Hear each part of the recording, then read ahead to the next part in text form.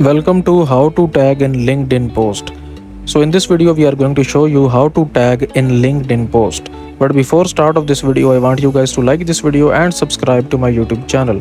So first of all you will open up your LinkedIn and then here at the bottom you can see this option where it says post.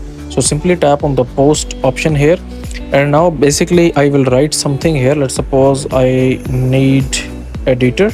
Okay, and then if you wanted to tag someone in the post you will simply add this icon here which is at the rate icon. So simply add the rate and then enter the name of that person that you want to tag. So in this case I want to tag her and just simply tap on this one here and now this person has been tagged in our LinkedIn post. Now simply just tap on this option where it says post and this person will get notified that I tagged her in my post. So that's it for this video guys. If you find this video useful, kindly like this video and subscribe to my channel and I will meet you in the next video.